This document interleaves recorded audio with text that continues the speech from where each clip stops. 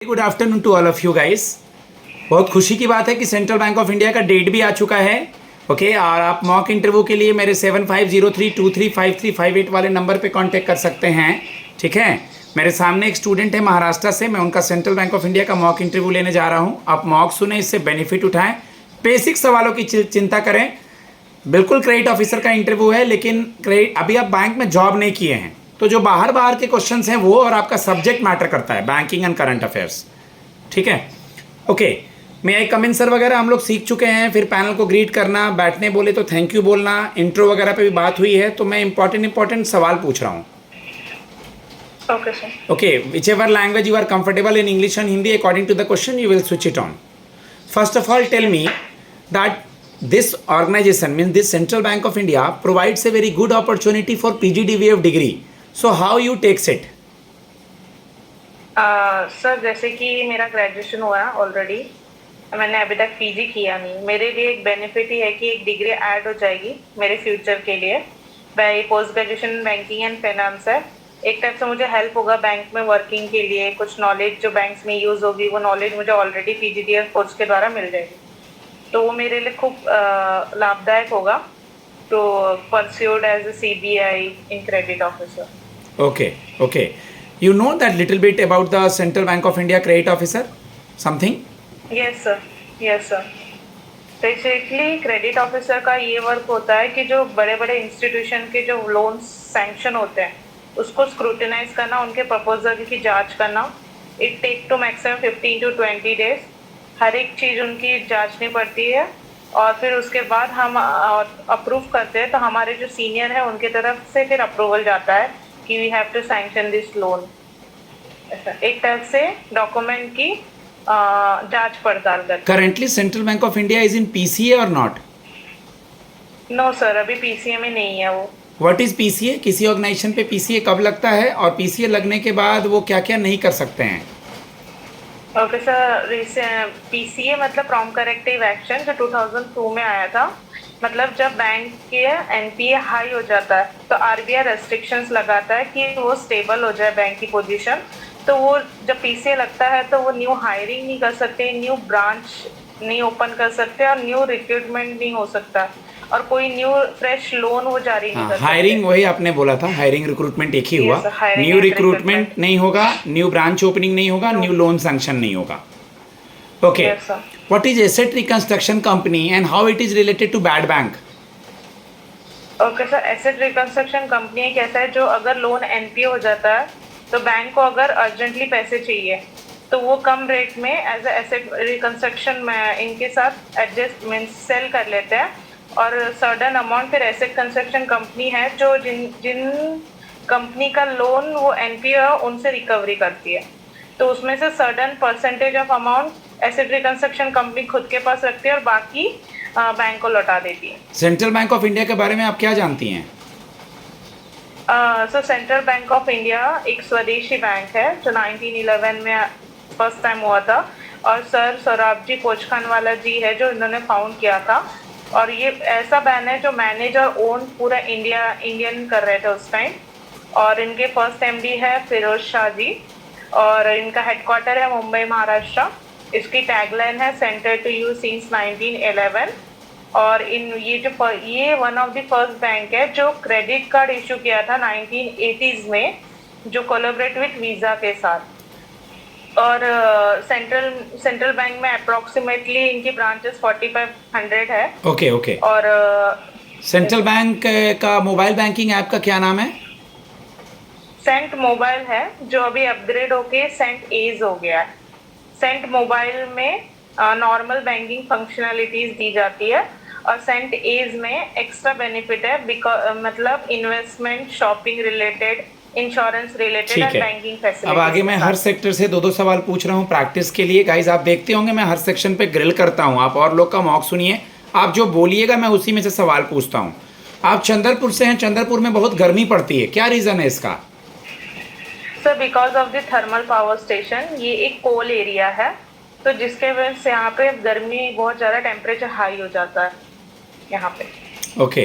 पूरा black gold city के नाम से भी जाना जाता है, ब्लैक सिटी भी जाना जाता है चंद्रपुर। आज के अखबार में एग्रीकल्चर से रिलेटेड फ्रंट पेज पे और बहुत सारे न्यूज़ चैनल पे एक न्यूज़ था, कुछ पता है? Yes sir. बताएं। Yes sir.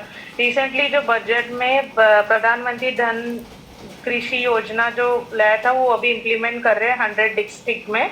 24,000 करोड़ उसका कॉस्ट है, जो 36 स्कीम्स को मर्ज करके एक स्कीम की जा रही है, जिसमें कि एग्रीकल्चर की प्रोडक्टिविटी बढ़ाई जाए और फार्मर्स को हेल्प हो जाए। इसके लिए ये स्कीम लाई गई है। अभी रिसेंटली कोई आरबीआई के डिप्टी गवर्नर नियुक्त हुई हैं, उनका नाम फीमेल नाम बताएं, और 3 और मेल हैं, उनका नाम, चारों का नाम याद है?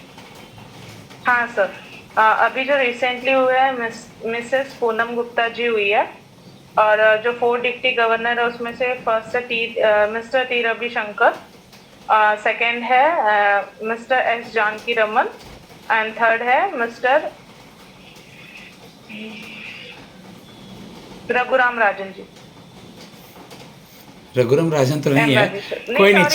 राजेश्वर राव सर। चारों डिप्टी गवर्नर का एम नाम, राजेश्वर। मॉनेटरी पॉलिसी के 6 मेंबर का नाम, सेबी के चेयरमैन का नाम, finance minister, Yes, sir. RBI के गवर्नर, जो भी रिसेंट न्यूज़ में हैं, ठीक है। मणिपुर क्यों न्यूज़ में था आज? सर मणिपुर अभी उनके चीफ इलेक्ट हुए हैं। चीफ सेक्रेटरी नए बने हैं, उनका नाम मुझे ध्यान नहीं आ रहा है, देखिएगा जरूर। आई थिंक उनका नाम कोई बात नहीं। रिसेंटली 3 लैंग्वेज पॉलिसी, पूरा इंडिया एक है। 3 लैंग्वेज पॉलिसी के बारे में ना मैं बड़ाई करने कह रहा हूँ, ना मैं बुराई करने कह रहा हूँ। मैं ये कह रहा हूँ कि महाराष्ट्र के लोग कहीं जाएं या वहाँ के लोग वहाँ आएँ, तो सबको एक बराबर दिया जाए ओहदा। आप क्या बोलेंगे Yes, इस पॉलिसी को लेकर के, या आपका क्या राय है इस पे? Neutral sir. न्यूट्रल रिएक्शन जो हमारी पॉलिटिकल पार्टीज है या हमारे जो सीएम है जो डिसीजन लेंगे वो मैं मानना चाहूंगी, उनके थ्रू जाऊंगी। 3 लैंग्वेज पॉलिसी बेनिफिट भी है, और नहीं हुआ तो भी कोई हमें लॉस नहीं है।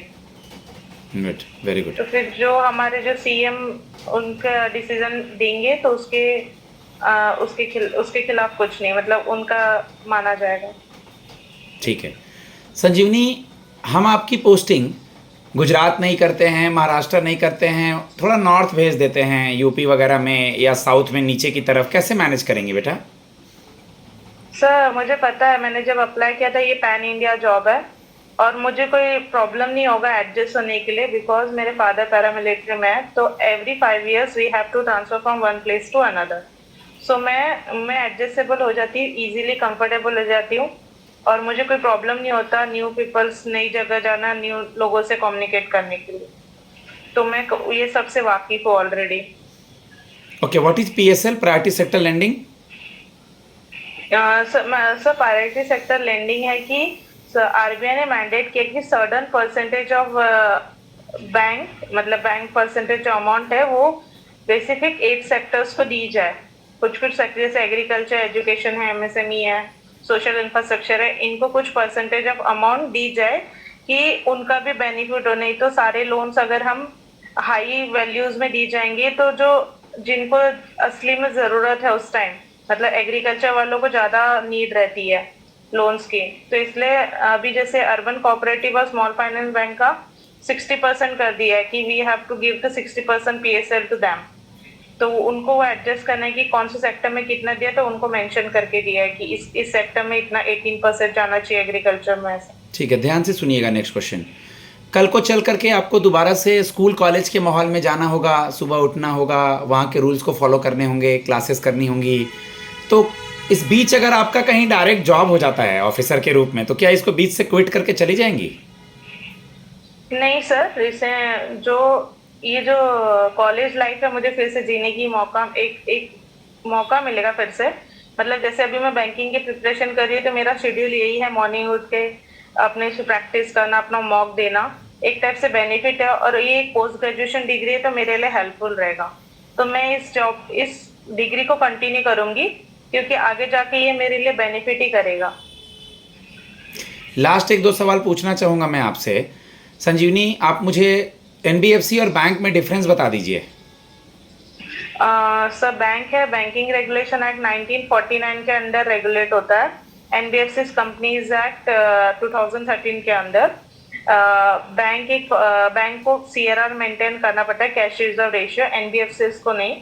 और bank current account and saving account facility provide करता है जो एनबीएफसी नहीं कर सकता। और ठीक है। आपने सुना है कि डीआईसीजीसी एनबीएफसी को भी इंश्योर देता है नहीं देता है? सर डीआईसीजीसी एनबीएफसी को इंश्योरेंस नहीं देता। दे बैंक के डिपॉजिटर्स को जो कस्टमर के डिपॉजिटर उसके अंडर 5 लाख की लिमिट तक वो सिक्योरेंस देता है, पहले 1 लाख थी। मैं अपनी स्टूडेंट को फीडबैक देता हूँ गाइज, आप हर पैरामीटर पे काम करें। ओके अच्छा, मैं 1-2 सवाल आपका ग्रेजुएशन से, मैथ्स में ग्रेजुएशन करने के बाद आपको यहाँ क्या बेनिफिट मिलेगा? सर मैथ्स में ग्रेजुएशन मैंने जब किया था तो मेरे फील्ड में एज अ टीचिंग फील्ड ही कंटिन्यू, पर मुझे टीचिंग फील्ड में नहीं जाना था तो इसलिए मैं कॉम्पिटिटिव एग्जाम्स में स्विच कर गई थी। तब से मैं कंटिन्यू एग्जाम्स दे रही हूँ और अभी यहाँ पे आपके सामने हूँ। मैं अपनी स्टूडेंट को फीडबैक देता हूँ गाइज। आज डिक्लेयर हो चुके हैं डेट्स, अगर इंटरव्यू देना है तो मेरा नंबर है 7503235358। आपको हर पैरामीटर पे गाइड किया जाएगा। धन्यवाद।